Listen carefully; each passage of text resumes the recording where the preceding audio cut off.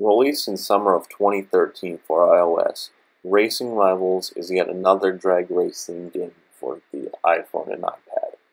But does it stack up well against its opponents? And is it worth your time and possibly money? Well, that's what we're here to tell you. Now, the game does have spectator replays in the racing hangouts, so it's cool. You can watch and see how other people are racing, what they're racing, what times they're making. But be careful, don't spend too much time walking around because you can and will be challenged. Now, if you're the one being challenged, you can select how much you want to bet. Now, this can range from nothing to even your car, but be warned, I wouldn't recommend betting your car in any way. Now, you can race against other people. You can use nitrous, you can use all this stuff, but one of my main complaints about this game is the sound. Now listen to the sound the cars make. That is the sound that a child makes when it tries to play with its Hot Wheels. I'm sorry, but that kind of needs to be fixed. It just sounds so low quality. That's my issue. But you can unlock stuff, you get bonuses, you get 20 wins a day, which I find needs to be changed. I would rather have it be 20 wins per car, because people do play this game a lot, and that's how people get money if they don't really like betting that much. Do you see the number below my name? That is street cred. Now, street cred doesn't really pay you anything. You can get sponsorship goals for it, but other than that, street cred doesn't really do anything. Now, there are leaderboards and tournaments involving how much street cred you earn, but it's street cred you earn during the week.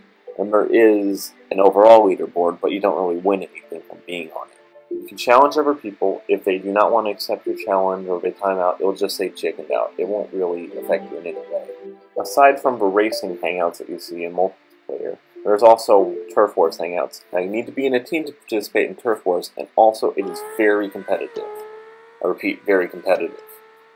And here we see the leaderboards. Now, you see how they don't really do anything. And yes, you can win stuff. You can win money, and if you're really high on the list, you can win gems. But other than that, there's not really a purpose. Also, there's sponsorship goals where you can earn gems by either just completing stuff normally through the game, or by having a certain amount of street cred. But once you get to 7,500, it jumped to 50,000. And I'm not going to get that anywhere anytime soon. Also, there is a daily challenge to this game that is called the Driver's Challenge, and that is where the game puts you up against an AI opponent driving the same car as the one it gives you, and you just race each other, and you'll pay about $750 in-game dollars. There's one every day. Speaking of every day, there is a login bonus. It's days 1 through 7. Basically, and after you get to the 7th day, you'll get 15 gems, and the game will reset the challenge. So if you mess up in a while, it's not really going to hurt you. You can earn it back pretty fast. Now, Driver's Challenge, there's 3 races in the Driver's Challenge, and after you do that, it'll unlock a higher tuned version of that car, and it resets every day. Also, there's a campaign mode, but I have a complaint about campaign mode, as in how it starts off very fun. And back in D class, it is a great deal of fun just to race in campaign mode. But once you get up to R class, where you have to spend hundreds of thousands of dollars upgrading your car, I just rather spend that money upgrading cars for Turf Wars, and just buying cars in general, because I like collecting cars. And they are very expensive to get cars in this game, and if you buy a car in this game, you will have to wait for it to be delivered using a timer. There's no getting around that because it's an online game. It's online only.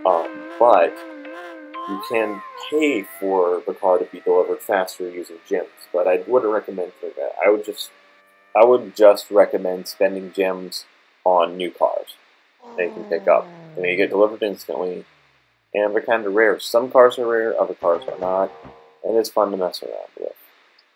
But there's also another feature that gems cost money, and that is repairing your car. When your car does get engine damage, the higher it's tuned up, the more engine upgrades and the nitrous it do, it causes engine stress, and that will need to be repaired.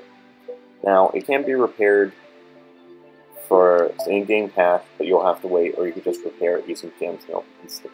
You can also convert your car. If it's a supercharged car, you can make it a turbo. If it's a turbo, you can make it a supercharged. You can add nitrous, which I would recommend.